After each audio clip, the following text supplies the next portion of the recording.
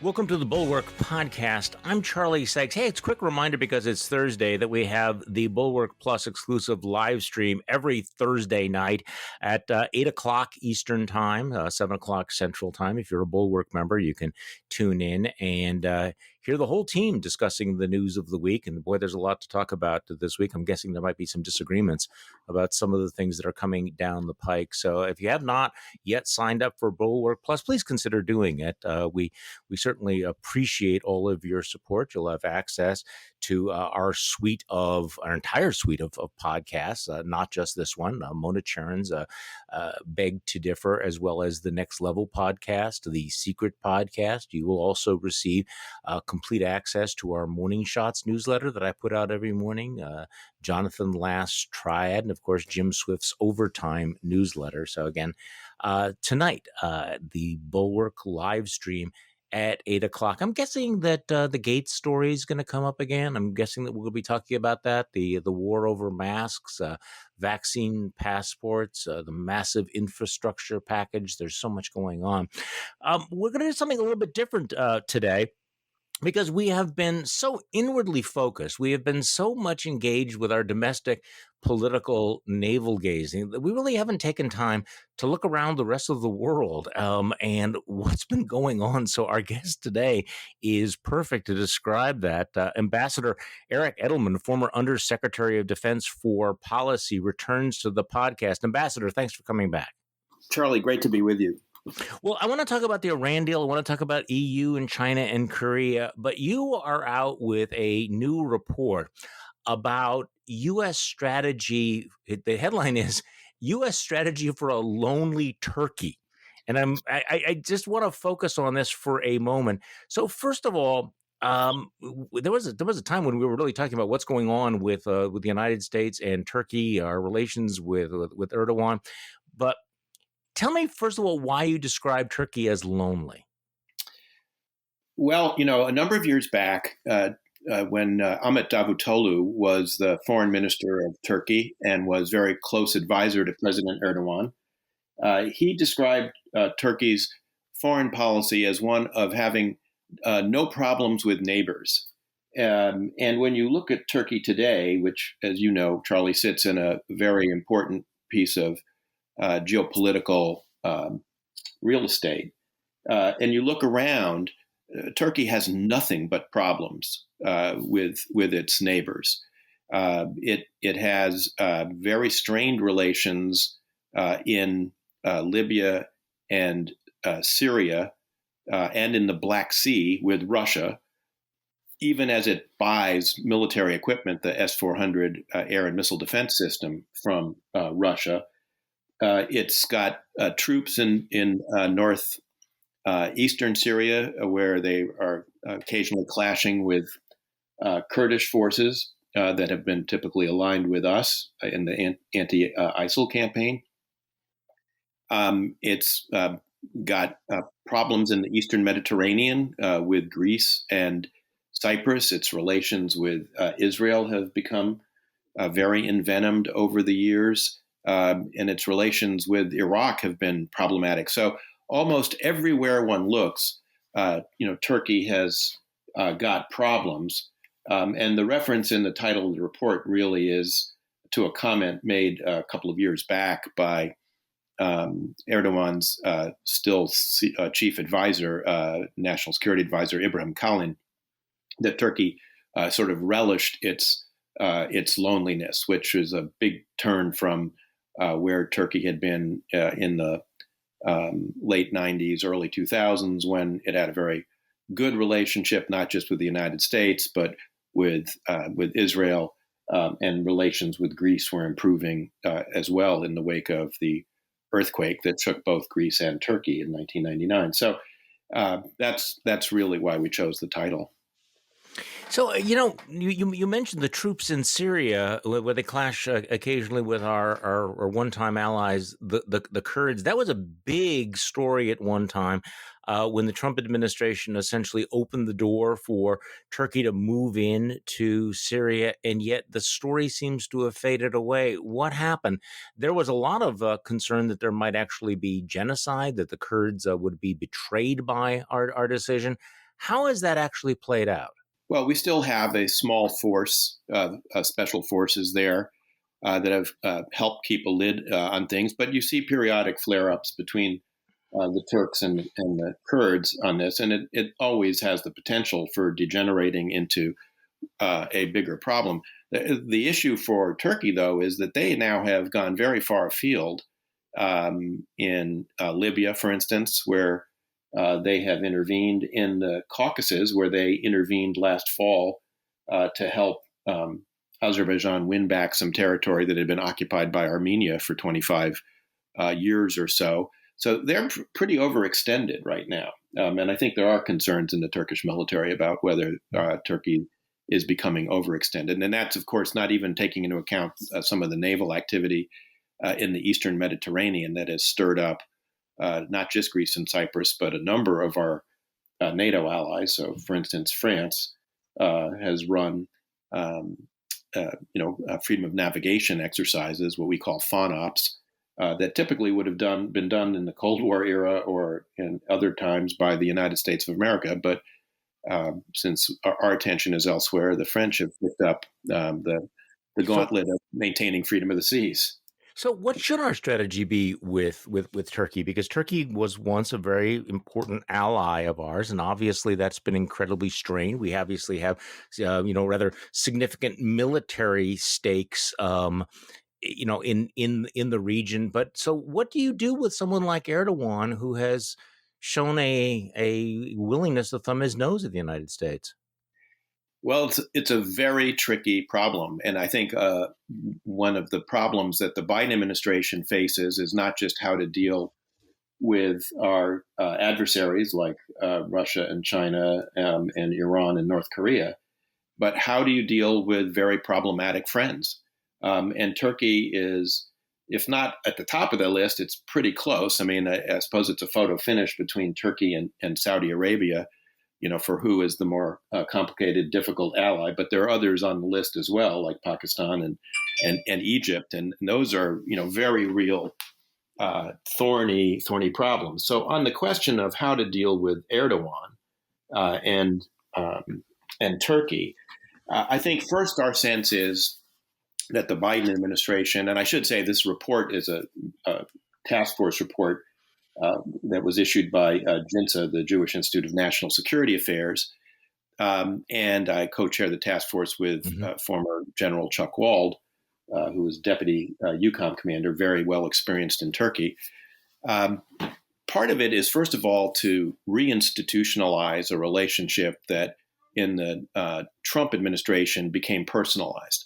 So you mentioned before the Trump administration sort of knocking over the table with the Turks and Kurds in northeastern Syria.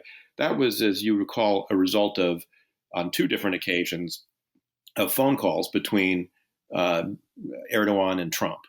But a lot of business was also being carried out by Trump's family. I mean, it was really a family Trump to Erdogan family relationship. Great. Erdogan's son-in-law, Mehmet al-Bayrak, who was then a deputy prime minister, was very involved with Jared Kushner back and forth, as was the son-in-law of Aydin Doğan, who is a business partner of the Trumps and a major economic and business figure in Turkey. So the first order of business is to kind of reinstitutionalize the relationship. And the Biden administration, to its credit, I think has been doing that. So Secretary of State Tony Blinken recently met with Foreign Minister Çavuşoğlu. Jake Sullivan, the National Security Advisor, has had a phone call with his counterpart, Ibrahim Kalin, who I mentioned a moment ago.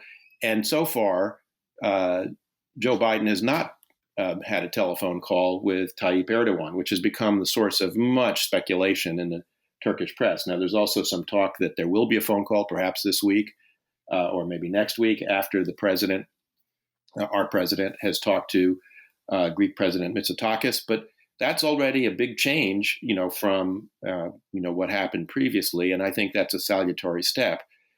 The other thing I think we have to do is to try and rally our allies to have a common um, approach to Turkey. The other allies, there are many other allies who are concerned about Turkish behavior, for instance, in the Eastern Mediterranean, but we haven't really gotten everybody on the same page. And in particular, the EU has, because it's fearful of Erdogan's turning the tap of immigration, he's been very good at weaponizing the threat of hordes of Syrian and other refugees passing through Turkey into EU territory. They have had a tendency to want to propitiate him and buy him off. Hmm. So we need to get sort of all the allies kind of on the same page about this. And then I think, unfortunately, we have to become pretty ruthlessly transactional with the Turks. I mean, although Donald Trump was famously transactional, I think his transactions more had to do with his concerns about the Trump Hotel in Istanbul than it did about U.S. national interests. We have to be transactional, in terms of, what have you done for me lately when we deal with issues with Turkey, and they need to be dealt with essentially seriatim rather than as a larger package. We've tended with Turkey over the years to engage in a form of what I call political moral hazard, which is to say, we say Turkey is too big to fail because of its geographic location, because it's so important for so many different issues, because it's a major NATO member with a large military. And so our attitude has been, if we treat them like an ally, eventually they'll respond and behave like one. That has failed over and over and over again. And I think we have to just be much more about, okay, you need to, we're going to impose these CATSA sanctions on you for the purchase of the S-400. And here's what you have to do to get out of it. And we're not going to package this up with other issues and just deal with them all on, a single basis. And I think there's some receptivity in the Biden administration for that kind of approach. And I say that advisedly because Jake Sullivan, the national security advisor, and I together wrote an op-ed in Politico about 2.5 years ago that advocated precisely this kind of approach. Well, let's talk about Saudi Arabia for a moment. You mentioned other problematic allies. The Biden administration has, it seems like it's trying to thread the needle dealing with the Saudi regime after the Khashoggi murder. The administration released all of the reports linking MBS to the murder of Khashoggi, but has stopped short of imposing any specific sanctions. So talk to me a little bit about the delicate dance the Biden administration is doing with the Saudis at the moment. Yeah, so as I said, the Saudis are probably, maybe slightly ahead of the Turks as a problematic ally, or maybe slightly behind. But the first step that the Biden administration took was to order a review of a package of arms sales that had been launched under the Trump administration. That obviously sent a signal. The release of the DNI report on MBS was obviously another. I think what you're also seeing is, again, an effort at reinstitutionalizing the relationship. This is a relationship that very much became a family-to-family relationship and MBS. And so it was a Trump Al Saud family relationship rather than a government-to-government relationship. Now, the Saudis actually probably like that because it's a family regime, and so the idea of having a family-to-family rather than government-to-government relationship, I can imagine, appealed to MBS. But I think the Biden administration has, correctly, focused on having, minister-to-minister talks at the appropriate levels, and is sort of, to the extent possible, and it's not totally possible, but trying to marginalize MBS as much as one can. Now, it's very likely that he at some point is going to become the king, and so there's a limit to how much you can marginalize him, but it sends a signal about what kind of behavior the U.S. will, sort of tolerate in an ally and what it won't. And I think that's important. Now, again, you can't cut your nose off to spite your face. Saudi Arabia is going to be very, very important, particularly in dealing with Iran.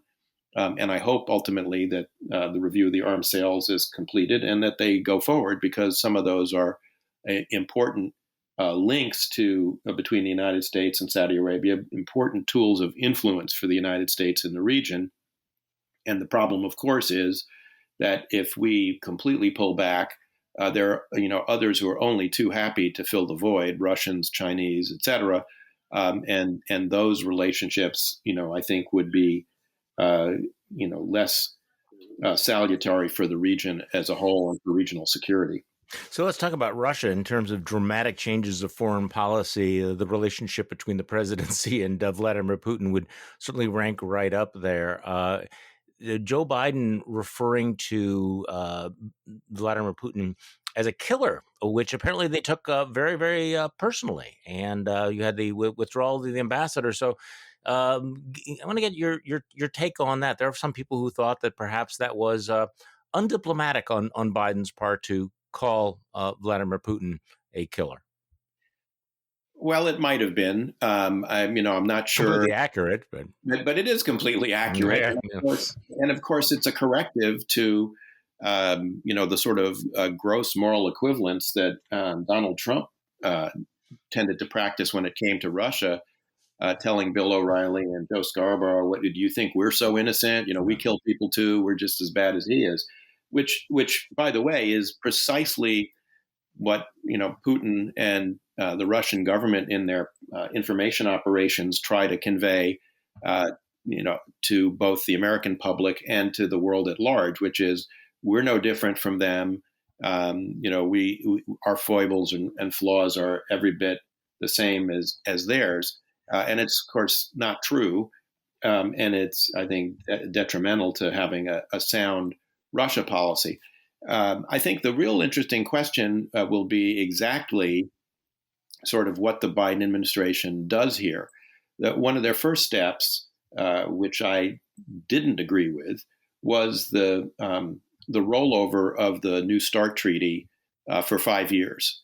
Now, there's a defense for what they did, which is that they were facing a very tight timeline. The treaty needed to be renewed by February 5th, which did not give them a lot of time.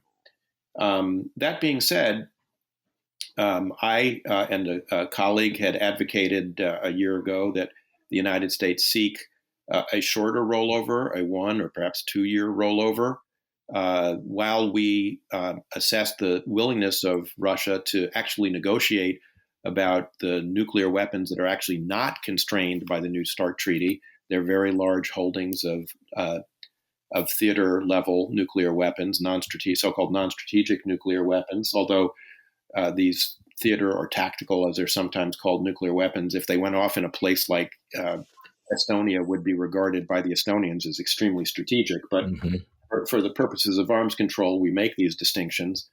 But those need to be brought into the arms control picture, as do a lot of these new exotic weapons systems that Vladimir Putin has announced, a nuclear-powered cruise missile and others that are not covered by the treaty. And I thought that a 1 or 2 year rollover, while we assessed the willingness of the Russians to negotiate, would be useful. And the administration, at the end of the day, didn't even try. I mean, I can understand that they may not have had enough time to negotiate this, although the Trump administration had gotten pretty far along with getting the Russians to agree to a shorter rollover, but they didn't even try. Now they're facing a set of questions that are going to be difficult. What do they do about the Navalny poisoning? And this is, a pattern now with the Russians using a banned chemical weapon for the purposes of political murder. I mean, those are violations, in essence, of the chemical weapons treaty. Certainly, the use against the Skripals was in England. I suppose one could argue that we're entitled to poison our own citizens on our own territory in the case of Navalny, but you get the general point here about the chemical weapons issues. And then there's the SolarWinds hack and the Russian interference in the 2020 election, which we now know from the DNI report that was released on that subject, that Russian interference was aimed at the same end as it was in 2016, which is to say, to help facilitate the election of Donald Trump, and that it was the most serious case of foreign election interference that we faced, unlike what had been spun by former DNI John Ratcliffe, Rick Grinnell, and Bob Barr. Really, it was Russia, not China, not Iran, that were the main culprits here. And so the Biden administration now has to respond to all of these things. And it's taken a little bit of time, which I think has some of us a little nervous about what's taking them so long to respond. Although part of it, to be fair, may be the fact that the principals and the Biden national security team are by and large home alone. And there's growing concern about the lack, not just of confirmed folks, but the lack of nominations from the Biden team that is, I think, increasingly going to run the risk of hamstringing their own foreign policy. Let's move on to China. I don't know whether you prioritize it this way, but it does seem from the outside that obviously dealing with Saudi Arabia, dealing with Russia are high priorities for the administration. But number one is going to be dealing with China. Those talks seem to have gotten off on somewhat shaky footing. So give me your sense of the Biden administration's approach to China and how it's going. So that's one of the very interesting, developments of the early months of the Biden administration. As you know, President Trump in December of 2017 issued a national security strategy, and then Secretary Jim Mattis, produced a national defense strategy document in 2018. And those strategies prioritized our great power near-peer competitors, Russia and China, as the most important challenges and threats that we face. Now, I don't normally, as you know, Charlie, lavish much praise on the Trump administration. Mm-hmm. But I will give them this. The national security strategy is meant to be produced under statute. It's a legal requirement. In the first year of every administration. To my knowledge, I think the Trump administration was the only one that's ever met that 1 year suspense for actually producing the document. The document itself had some unfortunate Trumpist rhetorical flourishes, but was pretty sound otherwise. And it's also pretty clear if you listen to the speech that President Trump gave when he announced the national security strategy, that it's highly unlikely that he had actually read the document that he was announcing and touting, because the speech that he gave was at variance with some elements of the document, which was much more supportive of our traditional alliances, et cetera, than he would have allowed one to think. What's interesting is I think the ideas in that document and in particular the national defense strategy that Mattis subsequently issued, there is a pretty broad consensus in the foreign policy commentariat and in the policy class on those points. This is, of course, the famous blob that Ben Rhodes railed against in the Obama years. But the blob, to the degree that it exists, does believe China is the most serious long-term threat to the United States. And I think the Biden team recognizes that, and they issued an interim strategic guidance document. And the thing that's really striking about it is there's much more continuity there than there is change in many ways. I mean, there's a lot of discussion about climate and other issues, et cetera. But in terms of the broad strategic direction, prioritizing China is definitely a part of it, as you suggested. And I give Secretary Blinken and Jake Sullivan pretty high marks for going to Alaska, meeting with their Chinese counterparts, and giving as good as they got when the Chinese attacked us, for being imperialist and throwing our weight around the world. I think they held their own. Moreover, within a couple of days, they had orchestrated, along with the EU, some pretty tough sanctions on the Hong Kong issue and the Uyghurs, and I think that's all to the good. So while you and I are talking, there's some breaking news. Be interested to know if you can provide any perspective on this. The Secretary of State Tony Blinken issued a statement in the last, I guess maybe half hour or so, saying that the United States has received $335 million settlement from Sudan that will be paid out to the victims and families of the victims of the 1998 bombings of the U.S. embassies in Tanzania and Kenya, the 2000 attack on the USS Cole, and the murder of a USAID employee. So, do you have any? I mean, do you have any background on that? What that's about? Why Sudan is paid out that money? Well, I think this is part of the, this goes back to the Abraham Accords and Sudan's recognition of Israel and concerns that the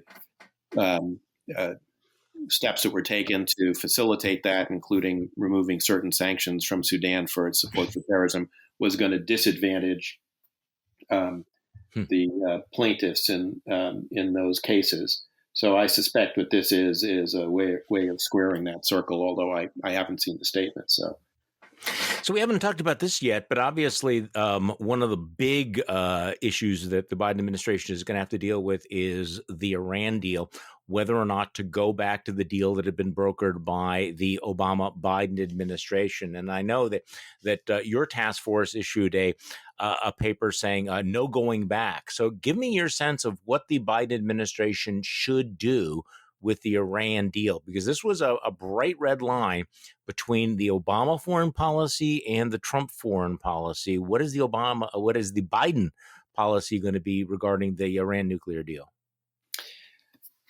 Well, so again, as you know, Charlie, during the campaign, then candidate Biden said that he intended to bring, the U.S. back into the Joint Comprehensive Plan of Action, the Iran nuclear deal, if Iran rejoined the deal and ended the violations that it's been engaged in of the limits on nuclear enrichment and other activities that had been agreed back in 2015. But he also said, and the Democratic platform also said, that the deal needed to be re-entered, but as the basis for further negotiation to both deal with those issues that had been outside of the terms or the ambit of the JCPOA, which included the very large buildup of missile capability that Iran is engaged in, as well as making the deal, as the platform put it, longer and stronger, or lengthier and stronger. To lengthen and strengthen, I guess, was the language. So it's not that simple just to walk back into the deal for a variety of reasons. One, of course, is that Iran is massively out of compliance with the terms of the deal, and it will take quite a bit of time to come back into compliance, and it will be difficult for the Biden administration to lift any sanctions while Iran is massively out of compliance. And part of this, of course, is tied to the fact that that the Iranians have said they won't come back into compliance until all the sanctions are lifted by the United States. And therein, there's a difficulty for the Biden administration, because the Trump administration, in addition to restoring all the nuclear sanctions on a number of Iranian institutions and persons, has layered on top of those other sanctions that are based on support for terrorism and other proliferation activity. And so even removing the nuclear sanctions won't get the Iranians quite the sanctions relief they hope for. The Iranians may also, I can imagine, be concerned that having not secured the approval of Congress, that is, the Obama administration didn't go to Congress to get approval of the JCPOA, which then made it very easy for the Trump administration to reverse this that the Iranians are going to want some kind of guarantee that whatever they do is not subject to easy reversal, therefore forcing the administration to do something to get congressional approval. And there they face not just Republican opposition, which will be almost unanimous, and that's 50% of the Senate, but there are a large number of Democrats who are skeptics or were opposed to the JCPOA back in 2015, including Chuck Schumer, including the Senate Majority Leader, including the chairman of the Foreign Relations Committee, Bob Menendez, including his next ranking member, Ben Cardin, and the king of the Senate, Joe Manchin. So this is going to be politically, I think, very tricky. And there's one other major, I think, kind of elephant in the room, which is a couple of years ago, in a very daring operation, the Mossad exfiltrated a very large archive of nuclear information records of the Mohsen Fakhrizadeh, the scientist who was in charge of the Iranian nuclear program, who was assassinated last November, presumably by Israeli intelligence. That archive has produced enormous amounts of information now available to the IAEA, whose director, Director Grossi, recently said Iran's got to come clean about all of this, because they were required under the JCPOA to make an accounting of their past military dimensions of their activity. They gave a very incomplete and in some ways misleading and false account of that to the IAEA in 2015. And Grossi is now calling for them to account for all this additional information. Now, I think that the Biden administration would have preferred to sweep all of this under the rug. But I think particularly with Grossi's statement coming out of the IAEA, that's going to be very difficult to do. And particularly now with a letter from Senator Menendez and Graham, they put together a letter of 43 senators raising a whole host of these issues. I think the politics of this are going to be very, very forbidding. Now, there are a couple of news reports out in the last day or two that the Biden administration, whose initial proposal, if you come back into compliance, will come back, was just out of hand rejected by the Iranians, is now talking about maybe something less ambitious, like if you stop all of your nuclear or some of your most egregious nuclear violations, will relieve some of the sanctions pressure on you. But I think that's not likely to win, Iranian approval. There's also some suggestion that the administration is fishing around to get the Iranians to sit down with them to map out a roadmap for how to, get through all of these difficulties that I've just described in terms of getting back to the agreement. And we'll see whether the Iranians pick that up. I'm a little bit skeptical that they will, but you never know. Well, how much pain are they suffering? We had reports at various stages that the economy was being impacted so significantly that it might actually endanger the regime. But listening to you, that doesn't sound like they feel that squeeze. That they still feel that they have some elbow room here, despite the sanctions. Well, no, the sanctions have taken a tremendous toll. And there have been over the last several years, periodic outbreaks of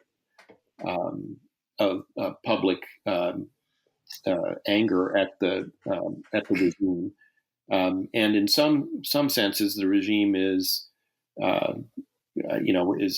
suffering a lot. I mean, there have been now some exemptions for COVID vaccines and things like that have been on humanitarian grounds granted to the Iranians. But the Iranian regime is under enormous pressure. And that's another reason why I think the administration is going to have a hard time removing some of the sanctions, because people generally recognize that the sanctions turned out to be far more powerful than people realized and have put much more pressure on the Iranians.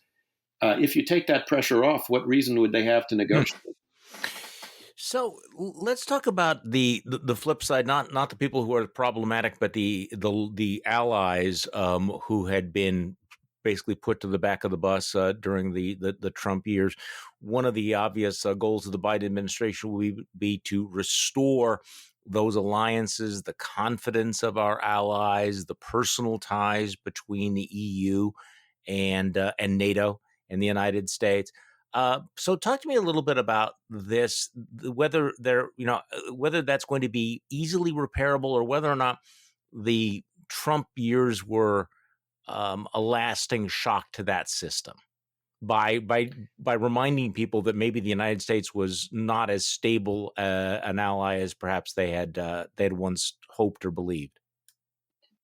Well, I think if the problem were only the Trump administration, it might be a little bit easier. But I mean, the truth of the matter is, transatlantic ties have been very, very strained now for 20 years, going back to Bush 43. Obviously, the Iraq War created some enormous tensions with both France and Germany and some other allies. The Obama administration, was not noticeably warmer to our European allies than the Trump administration. I mean, it was more polite and less coy and less vulgar. Yeah. But if you go back and look at Barack Obama's interview with Jeffrey Goldberg, the Goldberg variations, as I call it, it's replete with all sorts of criticism of our allies for not pulling their weight, for constantly carping about U.S. policies. And it's more polite, and I don't want to imply any kind of moral equivalence between Obama and Trump. But from the point of view of allies, they look back now on 12 years in which they see the United States as not being totally reliable. And they wonder whether that's a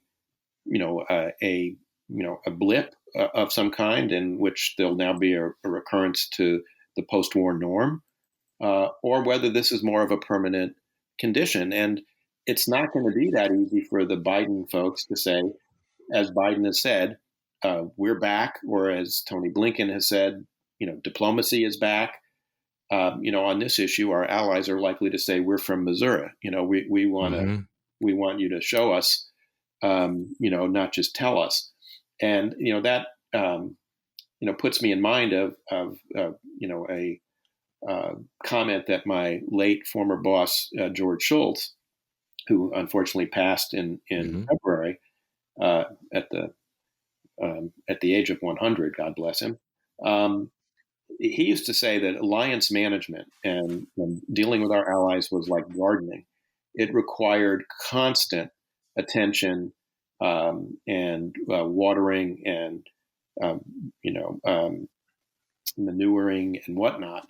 And so I think to his credit, their credit, Secretary Blinken, Secretary Austin have been working at that. Jake Sullivan, I'm sure, has been working the phones with his counterparts as national security advisors. But it's going to be a constant effort. And this is where, by the way, the absence of subordinate officers of the government in the sub-cabinet positions can be a problem. You don't have of course, I'm concerned about the position of the Undersecretary of Defense for Policy. You don't have a confirmation there yet, and the nomination of Colin Kahl may be in trouble on the floor. I don't know. It was reported out on a totally split 10-10 vote or 13-13 vote in the Senate Armed Services Committee.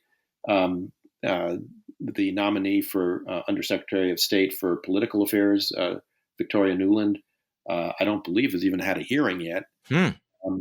And I might not be right about that, but I'm pretty sure she hasn't had a hearing.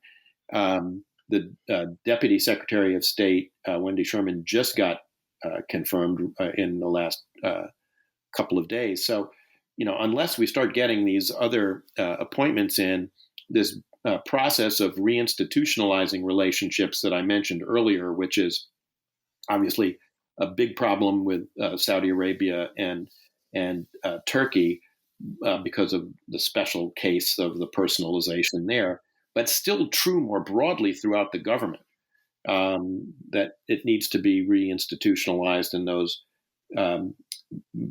ministry to ministry ties need to be rebuilt. this is going to be a long-term project. It's not going Yeah, to how overnight. far behind the curve is the Biden administration? You've mentioned this several times that they're home alone, and that you don't have these Senate confirmations. Is this what's the historical parallel on when Obama came into office? Is this much slower than other administrations? It is slower, and I don't have the exact Yeah. numbers with me, but and look, part of it is not their fault. Part of it is the late ascertainment of the election result by the General Hmm. Services Administration, which held up kicking into place of the Presidential Transition Act monies that flow to support the transition activities, and So it we're was still paying very a price for that. it's still paying a price for that, and the Biden administration is paying a price for that. But we're now getting to the point where that was a valid excuse, for being a little bit slow. But now I think people on the Hill, particularly those in the Armed Services Committee looking at the Department of Defense, are saying, "Well, where are the nominations for all these other positions?" It's beginning to be not just a question of, well, it's not our fault we had a delayed transition. I mean, I was in the Bush 41 administration, and it took us until the summer to get some of the, under and assistant secretaries confirmed. But we're already now getting into territory where you might find the same thing. And of course, you had the same delayed transition in 2000 because of the uncertain election results in Florida and the Supreme Court, resolution only, Hmm. on Christmas Eve, as it were, of the election. So, I mean, again, I don't want to put too much blame on the Biden administration, but I do think it's something they've got to be attentive to now. Ambassador Eric Edelman, thank you so much for coming back on the podcast. Ambassador Edelman is a former Undersecretary of Defense for Policy and has been a quasi-regular on the podcast. And you can read his stuff in the Bulwark, and you've been writing for the Dispatch as well. So again, appreciate it, Eric, that you came back. Thanks, Charlie. It's always great to be with you. And thank you for listening to today's Bulwark podcast. I'm Charlie Sykes. We'll be back tomorrow, and we'll do this all over again.